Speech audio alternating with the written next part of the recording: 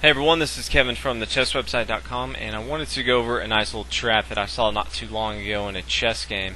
So I want to talk about some of the key points in the trap and some of the things you want to think about if you do see it. It's the Blackburne Schilling trap, and it comes from the Italian game. The Italian game starts with pawn e4, pawn e5, knight to f3 for development, knight to c6 for development, and bishop to c4. Now from here, you'll see a lot of common moves. You may see bishop to c5 for the Gioca piano, but the more uncommon move that we're going to talk about today is knight to d4. Now from here, black's already completely disregarded one of the opening principles, which is don't move one of your minor pieces twice if you don't have to, and that's exactly what he's done.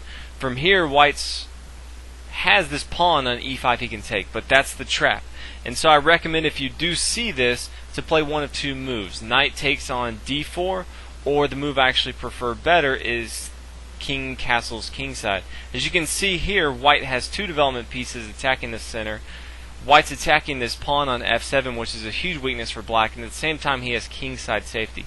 Black doesn't have a whole lot going on as far as development. So if we completely disregard this gambit on e5, white's going to have a very good game. But black would really like white to take on e5, so that's what we're going to talk about today in the trap. If knight takes on e5, then black is now going to play queen to g5. If he doesn't play queen to g5, he wasn't setting a trap, he was just a completely terrible chess player, and you should win easy anyway. So from here, the queen is attacking this knight on e5, and he's also attacking this pawn on g2. Now a lot of times white from here, since his knight's being attacked, will take on f7 with his knight. As you can see, his knight can't be captured because his bishop on c4 is covering it, so the king can't capture. At the same time, he's attacking this rook on h8, and he's also attacking this queen on g5. So from here, black can completely disregard this knight, and he can take on g2. Now if white tries to hold on to this rook by f1, he can't move to g1 because then we could just take it. But if he moves to f1, then black can come to e4, take check, and then white has one of two moves. He can bring his queen to e2, where we can take with our knight, or if he doesn't move his queen to e2, then he can bring his bishop, and from here we can actually play knight to f3 and checkmate. He can't take our rook. His king can't move. This is smothered mate. He can't take our knight on f3 because of our queen here. So be sure if you do see this, that you don't fall for this trap. Now a lot of times you may not see. I do want to go over some of the other variations. If we do play on g2, now if white plays his knight takes on h8, now from here we can take this rook on h1. Now from here, the only move, his king can't come to e2 because of our knight. The bishop can come to f1. Now our queen can capture on e4. And from here he has two options. If he captures on e2, or excuse me, moves his queen to e2, as you already know, we can capture with our knight.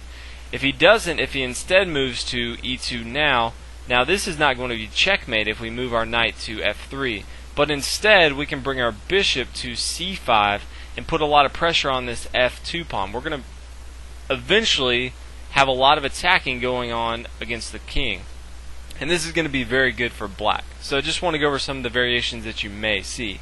Now the other move that you will see, instead of knight takes on f7, which is the better move, if white does fall into this trap, the better move is to play bishop to f7 check. Now as you can see here, not only can we not capture this bishop on f7, but we have to move our king. Now from here, after the king comes to d8, from here the best move from white is going to be castle kingside. Remember, this queen on g5 is still attacking this pawn on g2. So we'd really like our king to be in safety if you're white. So we really want to castle kingside. Now from here the queen's going to recapture on e5. So as you can tell already from this example, white is down in material. And that's if they played correctly after they took on e5. Now I do want to talk about a few points here. A lot of times from here you'll see bishop take on g8 and the rook take on g8 after the capture. So from here black's up in material, but black can't castle on either side. So for now his black king is going to be near the center on d8. And at the same time, white's going to have a nice little center with his pawns. He can he can push his pawn to c3 and then thrust forward with d4. So white does have a little bit of advantage as far as his pawn development. But at the same time, a lot of times in chess, a lot of players, if they get down to material, they can't fight back. So just keep this in mind. If you like the king being open and d8 not being able to castle anywhere, then you may actually want to accept the gambit at the beginning and take on e5. But if you're one of those players that gets down to material early and falls into traps pretty easily, I would not recommend it. Only because if you don't take the trap and you castle kingside earlier, you're going to have a much easier game than trying to fight back in this position from being down to material. So if you do see this trap or want to play this trap, these are some of the things you definitely want to keep in the back of your mind when you play it. So hope you guys enjoyed this video. If you haven't already, please subscribe. And if you haven't checked out the website in a while, www.thechesswebsite.com. Thanks for watching, everybody.